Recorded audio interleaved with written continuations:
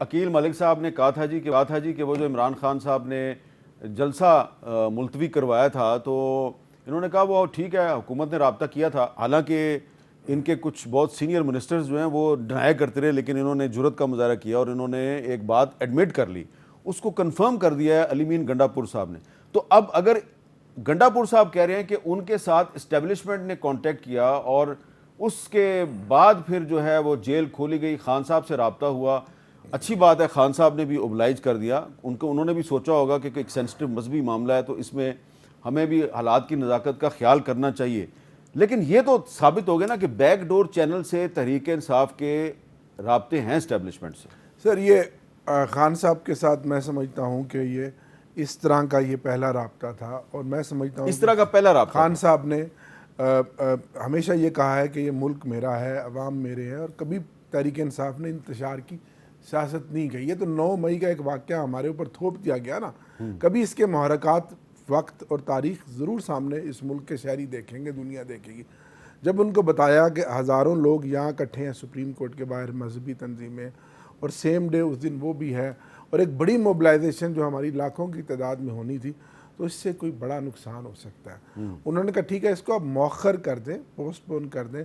और जब ये बताया कि गवर्नमेंट ने 8 सितंबर के जलसे के लिए NOC भी दे दिया है, तो खान साहब ने एक मुहिब वतन कौम के एक मकबूल लीडर होने का सबूत दिया। अगर हम कहते कि हम नहीं मानते या हमने आना है, तो लड़ाई होती है, झगड़ा होता है, इंतशार होता है, नुकसान होता है ना। मैं समझता हूँ कि ये फ़ैसला बड़ी दूरअंदेशी का था, होशमंदी का था, और अब देखना ये है कि हमने तो बात मान ली। अब 8 सितंबर को क्या अब आपकी कोर्ट में है कि 8 सितंबर को उस NOC के मुताबिक हम आपकी वो टर्म एंड कंडीशन भी पूरी करेंगे, आप हमें पुरअमन एक एहतजाज, एक जलसा करने देंगे या नहीं, या अभी भी आप उसी फस्तायत वाली सोच रखते हैं कि नहीं, हमने ऑल आउट जाना है और इनको क्रश करना, जो कि आप कर रहे हैं 2 साल से। लेकिन अल्लाह अल हक है, फतह तो हक और सच की होगी।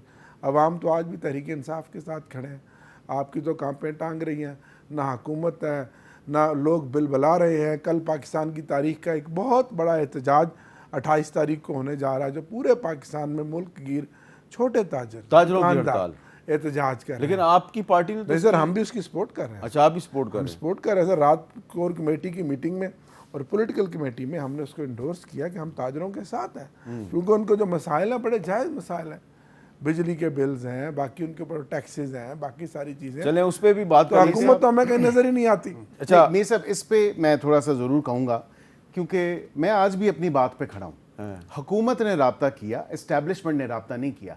ये इसको जितना चाहें शुगर कोट कर लें, इनकी ख्वाहिश तो हो सकती है इस्टेब्लिशमेंट से किसी राब्ते की, लेकिन हकीकत यही है कि हुकूमत ने राब्ता किया, इनको कहा कि आप होश के नाखुन लें, और हुकूमत की डिमांड थी, रिक्वेस्ट नहीं। वैसे थी। तो कोई किसी के पाँव नहीं पड़ा, किसी ने किसी की मिन्नत नहीं की, and I think better sense prevail की, और इन्होंने मौका क्योंकि आप वकील हैं, तो इस लिहाज से मैं अगर एक सवाल करूं, कीजिए। बिल्कुल, you are a very intelligent lawyer. Article 243 जो है कॉन्स्टिट्यूशन का, उसके तहत तो इस्टेब्लिशमेंट जो है वो एग्जेक्टिव के मतहत होती है, तो अगर इस्टेब्लिशमेंट भी राब्ता करती है तो हुकूमत ही करती है ना। वो भी पार्ट है जी हुकूमत का। मैंने कहा ना बिल्कुल कि हुकूमत ने ही राब्ता किया है, हाँ, और उस बात पे स्टैंड कर रहा हूँ। हाँ, ठीक लेकिन है। ये है कि बेटर सेंस प्रिवेल की, और 40 के 40 तो ये appreciate करते हैं कि जो हाँ, नहीं अप्रिशिएट करते हैं कि इनको ये बात समझ आई कि वाकईतन एक ऐसी सेंसिटिविटी थी इस सारे मामले में कि इनकी भी तरफ से अप्रिशिएट करना चाहिए। लेकिन एक बात जरूर है कि ये 8 तारीख को 40 के 40 नुकात पूरे करेंगे, तो फिर इजाजत सब्जेक्टिव है, 8 सितंबर और को कंडीशनल है। 8 सितंबर को वो क्या नुकात हैं जी? वो तमाम तर नुकात हैं कि ये आके यहाँ पे धरना नहीं देंगे, कोई यहाँ पे कोई वेपन्स वगैरह नहीं लेके आएंगे। जलसा ख़त्म होने के बाद इनकी जिम्मेदारी है कि अपने तमाम तर लोगों को वापस लेके जाएं। उनको ये ना कहें कि मोबाइल चार्ज करके लेके आएँ, कपड़े साथ लेके आएँ, बोरिया बिस्तरा लेके आएँ, या दीगर कोई इंतशारी सामान लेके आएँ जिससे आके यहाँ पे इस्लामाबाद में डेरे पेट्रोल बम माने भी हुए हैं ना, पेट्रोल बम है, लाठियां हैं, लोहे के डंडे हैं, पता नहीं क्या ये क्या है। आमिर डोगर साहब जहाँ पे होंगे वहां पे इन चीजों का कोई हाँ, काम नहीं नहीं, है। कत्तन ऐसा नहीं होगा जी। हम पूरा मन एहतजाज और करेंगे। कहाँ करेंगे? अपना सर, जो जगह इन्होंने हमें दी है एनओसी में, जो हमें जगह बताई है, आप इनसे परेड ग्राउंड क्यों नहीं मांगते? सर परेड ग्राउंड दे दें, हम तो हाजिर हैं। भर डी लेंगे चौक आप? दे दें, हम हाजिर सर, इंशाल्लाह भर डी लेंगे। चौक तो छोटा सा है सर परेड ग्राउंड पहले भी तो तहरीक इंसाफ नहीं भरा है, मीनारे पाकिस्तान भी तहरीक इंसाफ ने भरा। परेड ग्राउंड दे दें। हम इनकी देखें, हुकूमत और पब्लिक प्रॉपर्टी और इदारे वो सब हमारे ही है ना। नहीं देखें, इन्होंने देखें ना। अकील मलिक साहब ने एक बड़ी इसलिए क्लियर बात हमने- की है कि वो तमाम शराइत आप पूरी करें तो आपको इजाजत मिल जाएगी। सर शराइत तो हम पूरी करेंगे।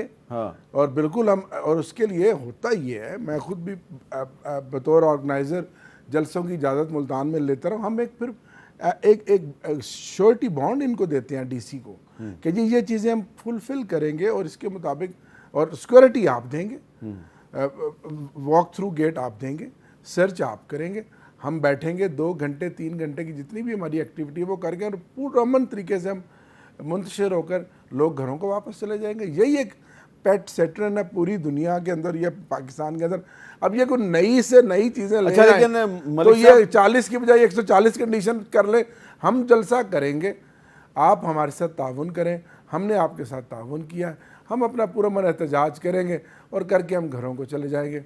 हम कोई तावन इंतजार के की बदले बात- तावन मांग रहे हैं, कंडीशंस पूरी करनी चाहिए डोगर नहीं, साहब। condition तो हम तावन पूरी के करेंगे। बदले तावन नहीं होगा। कंडीशन अगर तो हम देखिए पूरी वहाँ पे करेंगे। आके कोई ऐसी अनटूवर्ड सिचुएशन हाँ, कंडीशन तो हमने पूरी करेंगे। हमने कतल तो अपने फिर दौर में अच्छा, बिलावल लेकिन भुट्टो अब को ट्रैक भी रिकॉर्ड तो इजाजत अच्छा दी। वो अब 8 सितंबर में तो जमात इस्लामी कर सकती है, कोई दूसरे कर सकते आप जमात हैं, इस्लामी को- JUIF के लोग यहाँ तक पहुँच आप सकते हैं, जमा- तहरीक इंसाफ नहीं कर आप सकती। जमात इस्लामी और JUIF को ताना दे रहे हैं। नहीं सर, ताना नहीं दे रहा, मैं इनको ताना दे रहा हूँ, इनको बता रहा हूँ कि वो कर सकते हैं। तो इस पे फिर मेरा सवाल है आपसे डोगर साहब कि JUIF वाले और जमात इस्लामी वाले इजाजत तो नहीं मांगते, पहुंच जाते हैं, सर आप इजाजतें ही मांगते रहते हैं।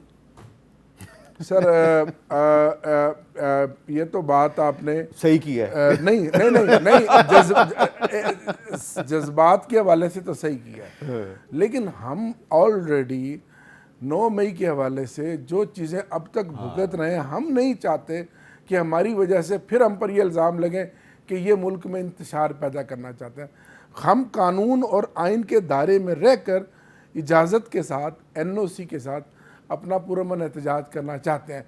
अगर नहीं करने देंगे तो फिर तंग आमद बजाएंगा हम। ये इनकी फिर तो हमें करना ही इनकी पड़ेगा। कानून पसंदी को तो आप अप्रिशिएट फिर तो हम करेंगे ही करेंगे। बिल्कुल बिल्कुल। फिर NOC देखिए, और मैं- नॉट NOC अब फिर हम अदालतों करना के पीछे पड़ेगा। छुपना, जब और आप जलसा दीवार के खुद साथ ना हमें ले आना, लगाएंगे तो फिर मतलब हम लोगों क्या को ये करेंगे? तीसरी दफा फिर तो हम जलसा करेंगे। मुलतवी हो रहा है। चले आखिरी दफा तो हुकूमत की आपने जो कहने पे मुलतवी कर दिया, लेकिन उससे 2 दफा पहले, और फिर 27 अगस्त का बताए ना कि लाहौर में आज के दिन जलसा होना था 27 अगस्त को, वो नहीं किया।